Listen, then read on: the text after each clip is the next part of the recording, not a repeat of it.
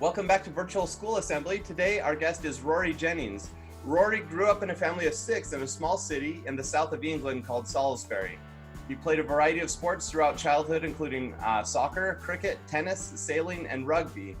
He found that he had a talent for rugby, so he decided to pursue that, and he ended up playing for England in different age groups, so the under 16, the under 18, under 20, as he was going through primary school and secondary school. He was lucky enough to be offered a professional contract with Bath Rugby straight from school at age 18. Now, Bath is in the Premier League in rugby, so that's a pretty big deal to go straight from high school to Bath. He played 6 years of professional rugby, has had a lot of up and downs during that time, and we'll get into some of those today. Right now, he's playing for Coventry RFC in the Championship League with the ambition to push back up into that Premier League once again. Rory, thanks for being here this morning. No worries, my pleasure. Thanks for inviting me. So we haven't had a lot of rugby players on the show yet. So for the American audience, just take us through rugby really quickly. Give us a few of the differences between American football or soccer and rugby. What are the big differences? Right, so rugby is a game of 15 players on each side with 8 substitutes.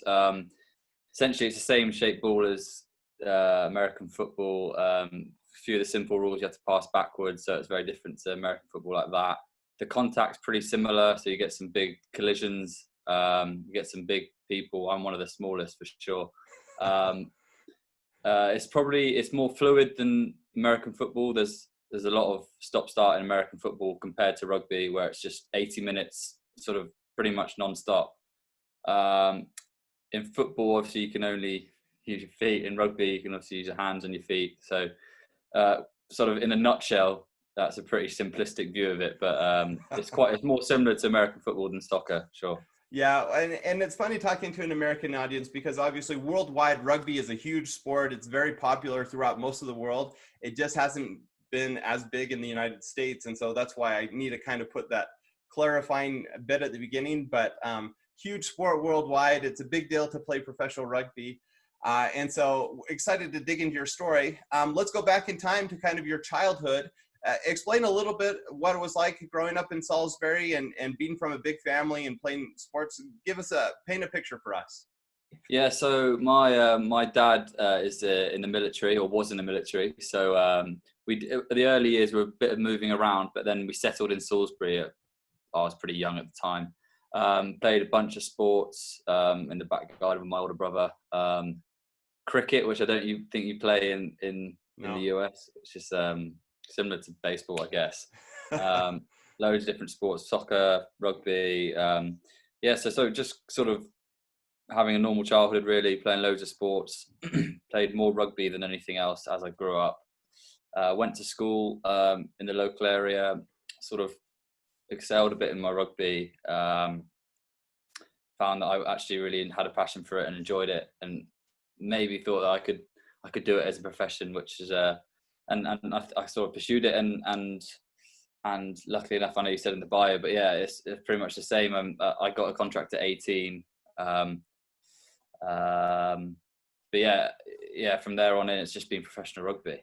So when you say you decided to pursue it as a profession, how young were you when you kind of had that idea that I'm good enough at this, that this could actually happen, that I could pursue this?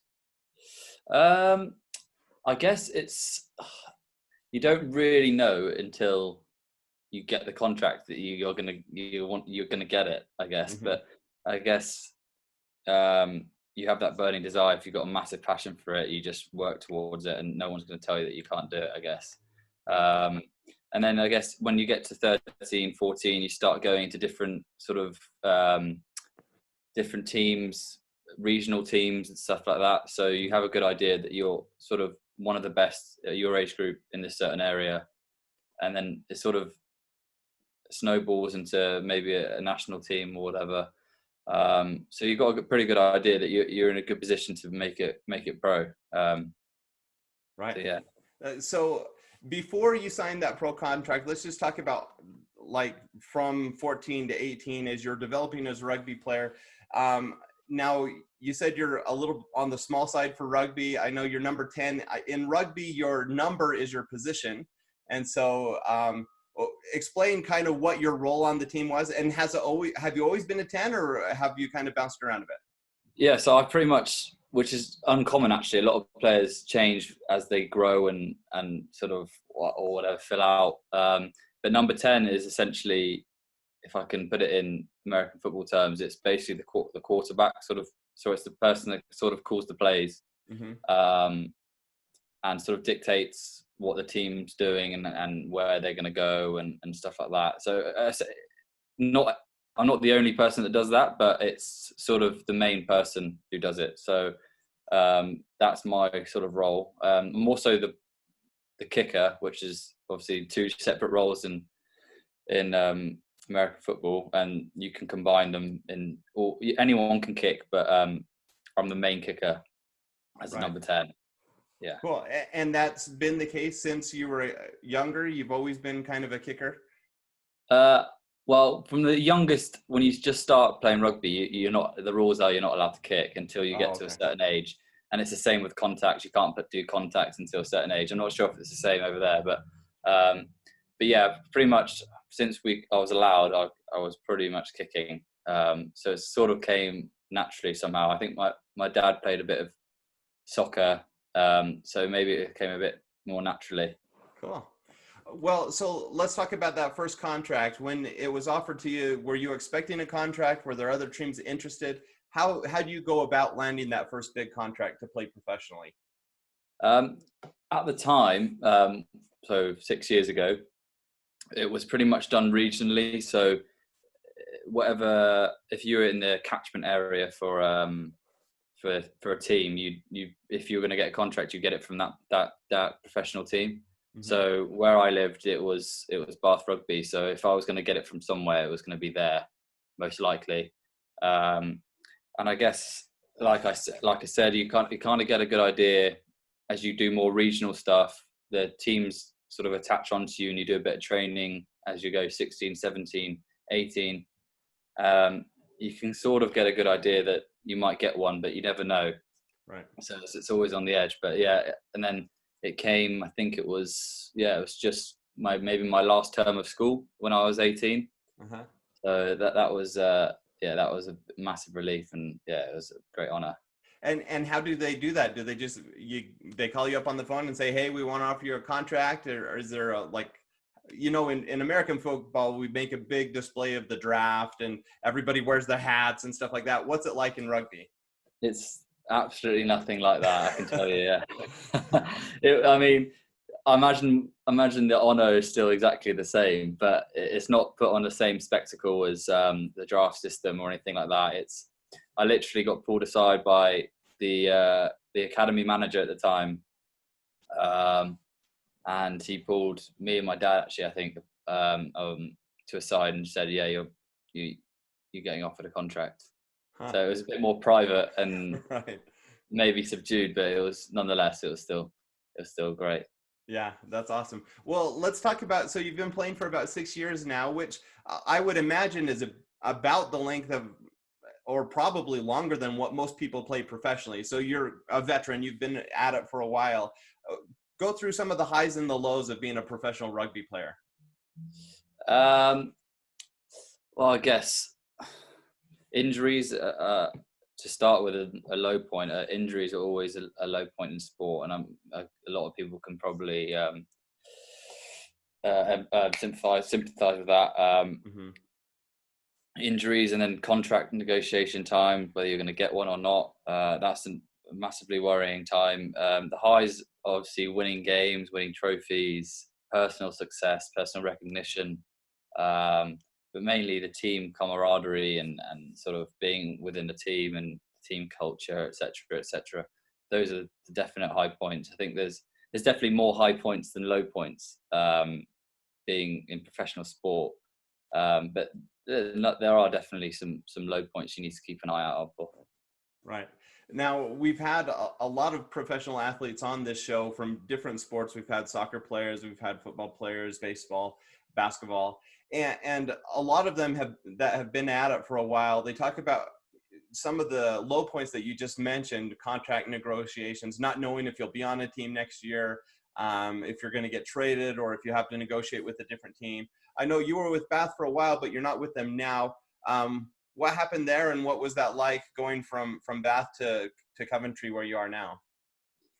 So coming straight from school, went to Bath Rugby, which is, like you said, the top league, with a bunch of international players, some of the best players in the game, sort of starstruck.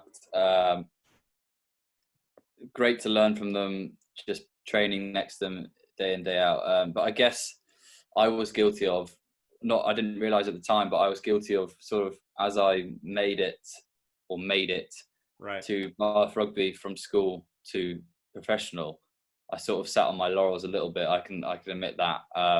It's not that I didn't work hard, I just didn't work hard enough to compete with some of the best players in the world at the time.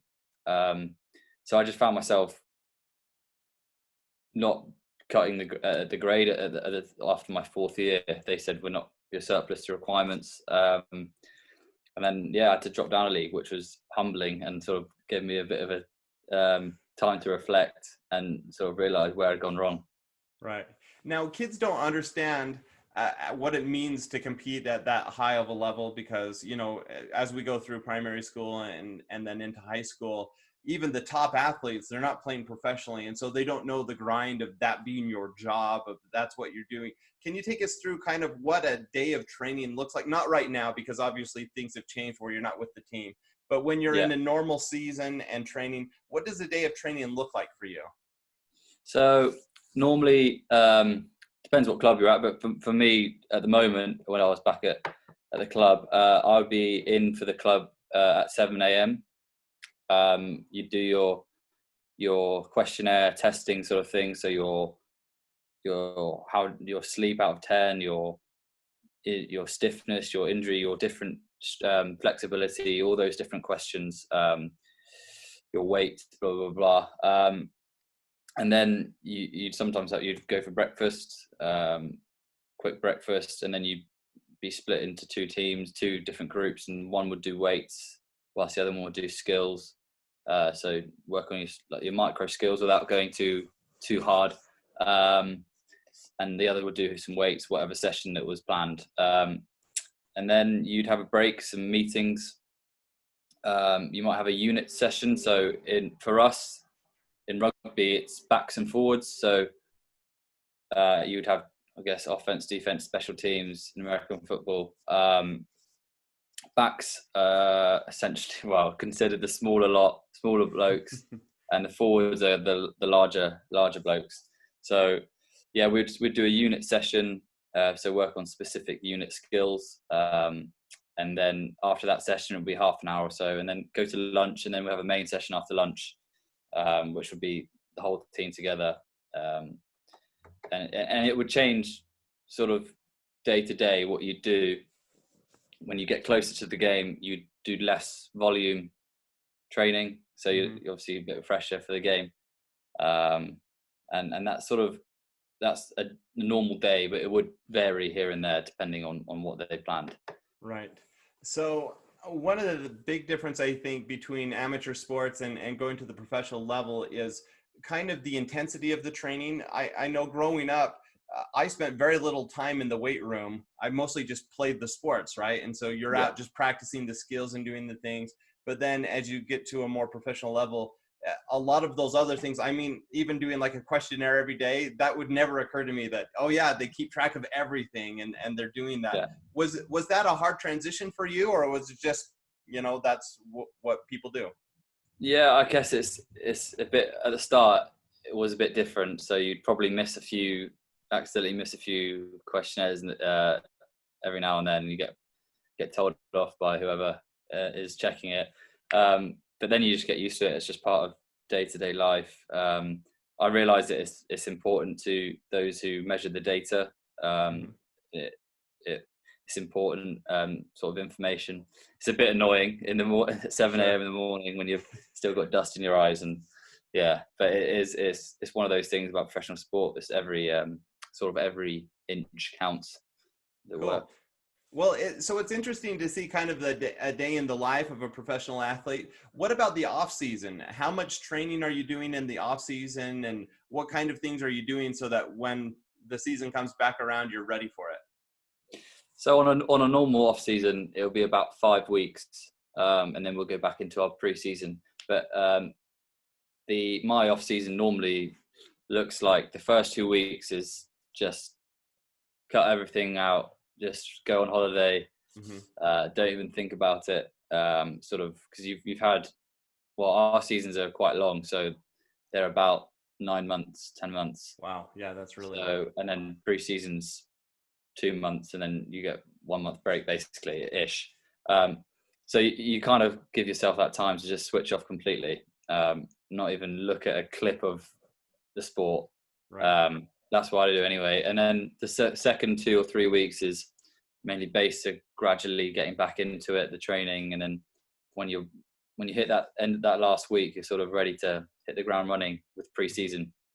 That's cool. So, uh, as a professional athlete, what is kind of some of your favorite things about being a professional athlete? Like, is it everything you dreamed it would be when you were a kid? What are the things that you really love about being a pro rugby player? I guess it's I wouldn't say it's everything I'd expected, because I haven't necessarily hit the heights that I've wanted to. Right. But in terms of yeah, I mean, there's so many enjoyable things about it. I love being part of a team, really. Hmm. Sort of 40, 45 um, blokes from different backgrounds, and just sort of mucking in together for sort of a goal. Um, Spending most of the day with each other, which is good fun. I love that aspect of it. I love sort of winning games like everyone does. But there's so many different aspects to it, and yeah, I wouldn't say that it's necessarily what it's been pictured in my mind to be, but that might be a good thing as well. I mean, it's not all fairy tales in the world, is it? Right. So do you Yeah. feel like a celebrity, like everywhere you go, people are like, there goes Rory, or are you a normal guy that just plays rugby for a living? Definitely the latter. Yeah, I'm just a normal bloke who's happens to be playing rugby for a living. I guess as you go up the levels, it's playing internationally at right at the top. It's a different story, but for me, it's just a normal bloke, to be fair. Right. Well, you're not normal, but you might feel that way. For the kids Yeah, that are dreaming of being a professional athlete one day, what kind of advice would you give them? How can you go from just being a kid that's playing for fun to getting to that professional level? What do they need? I think it's important whilst you're still young to keep playing those different sports. I think that's really important for not just for enjoyment, but for a skill level. You just develop loads of different skills Mhm. playing different sports. And I think that once you get if you find a talent for something, uh, yeah, you can go into specializing into that. But I wouldn't personally go too early. Otherwise, you might lose love of the game. Right. I've seen it in other people before, but and then once you get it, it's just planning, sticking to your small goals, regular goals, and achieving and reflecting on what might have not gone well, and just keep learning and sort of and keep working hard. I mean, it's quite cliche and generic, but it's a winning formula, I guess, for a lot Yeah. of people. Yeah, absolutely is. And even so, you're even several years into your professional career. What are some of your goals moving forward? And what about life after rugby? Do you have any plans for that too? So my goals moving forward, my broad goals are to get back into the Premiership, Premier League, basically. Hmm. Um, so that's an immediate goal. I'm desperate to sort of play at the highest level again. And then after rugby, it's something that I need to plan more for. I'm interested in a number of different things. I love my as a hobby. I love my music, but that's not after rugby. It's sort of I'm looking at sort of property and things like that. I mean, it's still something I'm need to narrow down my focus, but there's a few things that I'm getting stuck into that will hopefully help me after rugby. Cool. Well, thank you for sharing your journey with us today and for educating us Americans about what rugby is. If kids want to follow you like on social media or something like that, is there a platform that you're on very frequently? I guess Twitter and Instagram are my two favored social media things. I'll have to find my handles, but I think you've sent them to me, so we'll link them up in the description. We'll be good to go. Righto. Cool. Okay, well, thanks for joining us this morning. Well, morning for us, afternoon for you. Thanks for being here, Rory. No worries. Cheers. Thanks. Mm-hmm.